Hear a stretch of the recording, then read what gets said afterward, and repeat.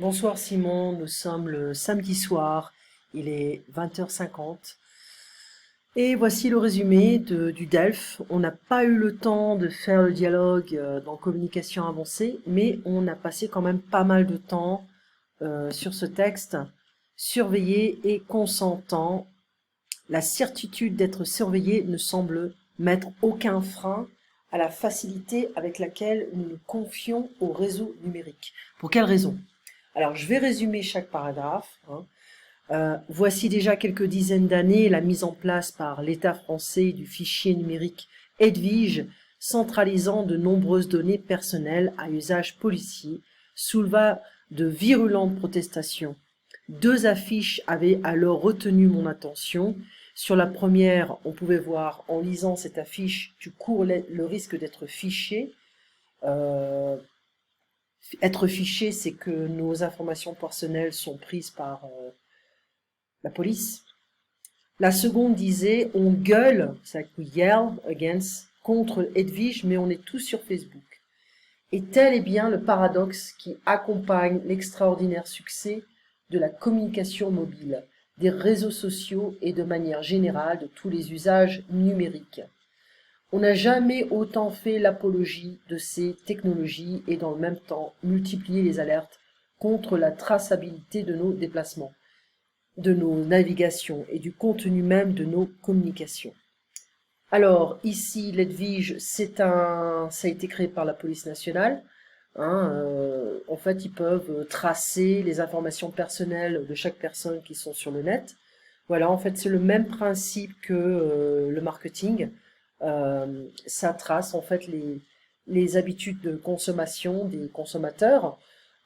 Si on a été sur Amazon, on peut voir que les produits qu'on a vus sur Amazon apparaissent dans les publicités. Voilà, donc c'est un petit peu la traçabilité. Et ben la police fait la même chose, elle utilise les mêmes moyens, les mêmes outils. Okay. Ensuite, technologie indiscrète.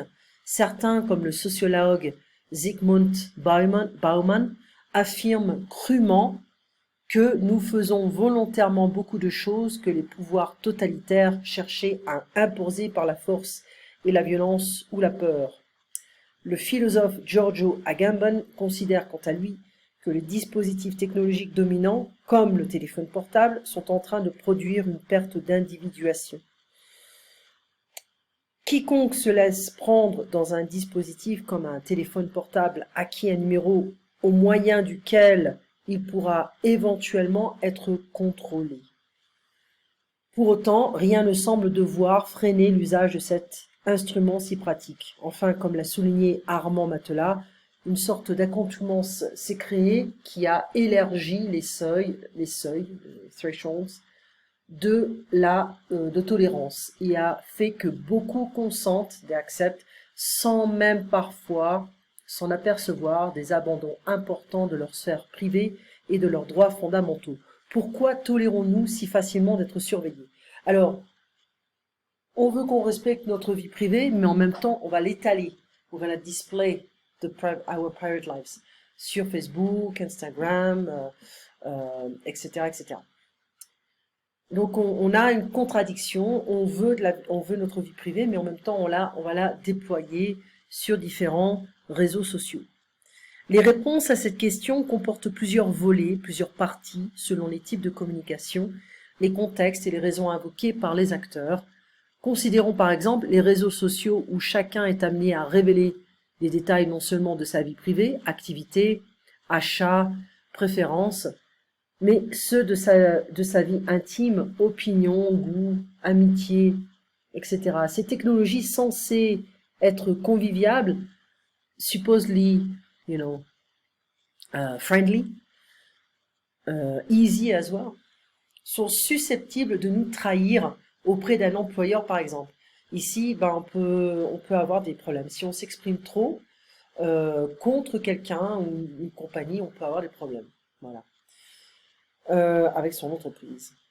Mais il serait trop simple d'attribuer la confiance des internautes à un simple processus d'aveuglement, blindness, to be blind, être aveugle, ou d'aliénation. Être vu et reconnu. Donc il y a vraiment un bel aspect psychiatrique même pas psychologiques, mais psychiatriques, des personnes qui dévoilent beaucoup de choses sur leur vie privée, des choses très très intimes. Hein, c'est pas normal. Alors, puis avoir les selfies, on prend des selfies 20 fois par jour, je trouve qu'il y a un gros problème de confiance. Il y a une espèce de, on recherche l'approbation des inconnus pour être, comment dire, pour se sentir vivant, voilà, pour se sentir aimé et se sentir reconnu, voilà. On est une goutte d'eau dans l'océan et la petite goutte d'eau souhaite être unique, voilà, et différent des autres. Alors ça, c'est un paragraphe qui est important. Être vu et reconnu, toute une représentation de l'être social se façonne, se forme, se crée autour d'une telle logique. L'envie de se donner, avoir, relève d'un désir de reconnaissance, on veut être reconnu. Le cas de la télé-réalité le montre bien, ces jeunes gens qui prennent plaisir à être regardés 24 heures sur 24, épiés to be spied dans leur intimité. Ce sens de l'intime évolue considérablement à notre époque, où la reconnaissance individuelle passe par le fait d'être vu et identifié par le plus grand nombre. Le psychiatre et psychanalyste Serge Tisseron passe à cet égard du désir d'extimité, hein, on va voir ça après, pour désigner le désir de faire reconnaître, il le dit ici, hein, pour désigner, pour montrer le désir de faire reconnaître son originalité profonde. Voilà, je ne veux pas être la même chose, je ne veux pas être conforme, je sais que je suis comme les autres, mais en même temps, je veux montrer mon aspect unique.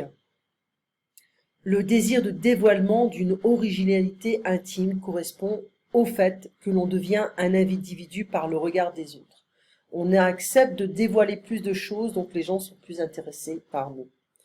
Quand on vit l'expérience d'être vu et reconnu, c'est un même désir de reconnaissance qui entraîne l'exposition de parts de soi sur les réseaux sociaux. C'est quand les gens montrent leur partie intime. Voilà, on passe à une autre étape. Alors ça, c'est Pierre-Antoine Chardel, professeur de philosophie sociale et d'éthique à Télécom École de Management, sciences humaines. Ça, il faut que je cherche ce magazine parce qu'il est super bien. Et sciences humaines. J'adore ce magazine. Numéro 275, novembre 2015. Voilà. Alors, cochez la réponse juste, quel est l'objectif de l'auteur? Alerter sur les risques liés au contrôle de nos données personnelles sur Internet. En fait, on avait dit c'était analyser une situation paradoxale liée à l'utilisation des technologies numériques. On critique pas, on analyse. Cochez la réponse juste.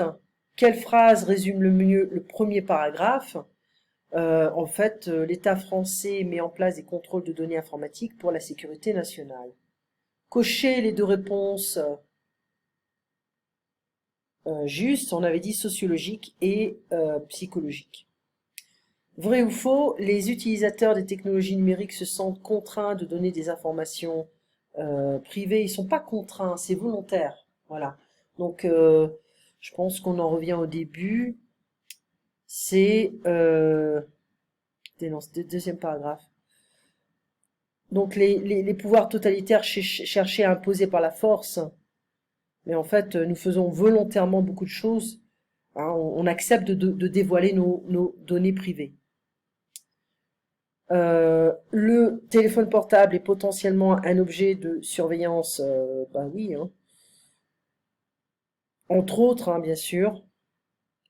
Attends une minute, c'était où ça? Il y a technologie indiscrète.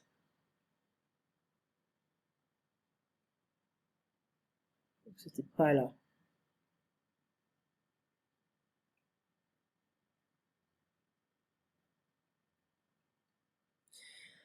On parle du portable hein, ici, donc on sent même parfois s'en apercevoir des abandons importants de leur sphère privée et de leurs droits fondamentaux. Pourquoi tolérons-nous si facilement d'être surveillés? C'est là. Hein. Et le dernier, c'était acheter sa vie, afficher, to display sa vie privée sur les réseaux sociaux peut être risqué d'un point de vue professionnel. Oui, Et c'était ici. Ces technologies censées être conviviales sont susceptibles de nous trahir auprès d'un employeur, par exemple. On peut perdre son travail. Hein. Ensuite, reformulez avec vos propres mots la pensée de l'auteur dans la phrase suivante. Beaucoup consentent sans même parfois s'en apercevoir des abandons importants de leur vie privée. Ben, ils pensent que c'est cool d'avoir un compte, peu importe lequel. Voilà, on fait partie en fait de la tribu des gens qui ont des ordinateurs, qui ont des portables. Voilà, on participe à la vie numérique. On montre, on dévoile. Moi, j'ai une chaîne YouTube pour ces vidéos. Euh, et également pour mes coups de gueule, hein, parce que des fois j'ai des choses à dire. Voilà, mais il y a rien de vulgaire, rien de bizarre. Selon l'auteur, que révèle la télé-réalité d'un point de vue social? La télé-réalité, ils en parlaient, c'était où déjà? Le cas de la télé-réalité le montre bien. Ces jeunes gens prennent plaisir à être regardés 24 heures sur 24 et épiés dans leur intimité. Alors, l'envie de se donner à voir relève d'un désir de reconnaissance. On est reconnu, on existe. Voilà. Si les gens ne nous voient pas, on n'existe pas. Un peu cette idée, voilà, on peut avoir notre quart d'heure de célébrité. Sans ça, on est une goutte d'eau dans l'océan, on n'existe pas. C'est stupide, ce cheminement. Mais bon. Et pour finir, cochez la case, la réponse juste. Quelle définition correspond mieux au désir d'extimité? Alors ici, le désir d'extimité, c'est révéler son originalité intime. Hein. Intimité, on a deux mots en fait. C'est extérieur, qui est dehors, on le montre, et intimité, donc on montre son intimité, on montre sa poitrine, on montre son derrière, on montre ces choses-là. Voilà, c'est l'extimité. C'est ce qu'on avait fait. Et on n'a pas eu le temps, je reviens sur Skype, on n'a pas eu le temps de faire communication avancée page 38, mais on le fera mercredi. Alors, se confier, donc network c'est un réseau, se confier, donner des informations privées. Donc Edwige, c'est l'exploitation documentaire et valorisation de l'information générale. Attention, il y a des femmes qui sont appelées Edwige. Ça redevient la mode apparemment. Alors, c'est un nouveau fichier policier qui a été introduit par le gouvernement le 1er juillet 2008. On est tous fichés. Voilà. Les gens vont perdre leur sphère privée sans le remarquer. Donc, voilà, on avait traduit les choses. Quiconque, anyone, pour autant que je sache, as far as I know. Pour autant, c'est for all that. Okay. C'est pas facile de traduire sans qu'on ait de verbe. Tolérer, tolerate. Un volet, c'est une partie, une section. To be supposed to, être censé être, ou être censé faire, on a d'autres verbes. Convivial, c'est friendly, plaisant. On parle d'autre chose, par exemple, ce jeu est très convivial, bon, c'est très sociable, mais en même temps, c'est très facile. On a du plaisir. Aveuglement, blindness, être aveugle, to be blind. Aliéné, on peut être fou. Et c'est aussi une pure aliénation, c'est-à-dire c'est une perte de droit. Okay. Une perte de droit de son intimité, de sa vie privée. Se façonner, se créer, se former, se faire. Hein. Modeler, to shape. Épier, to observe, to spy on. Dévoiler, to reveal. Voilà. Donc, je t'avais demandé de faire les questions 5, 6, 7. Je les ai faites. Donc, c'est pas la peine de les faire. Mais au moins, regarde les deux dialogues à la page 38. Ça va être intéressant. Simon, tu passes une très bonne soirée, un très bon week-end. Je t'envoie les journaux d'hier et d'aujourd'hui. Donc, tu auras une belle liste à lire. Allez, à très bientôt. On se voit donc mercredi. Merci, Simon.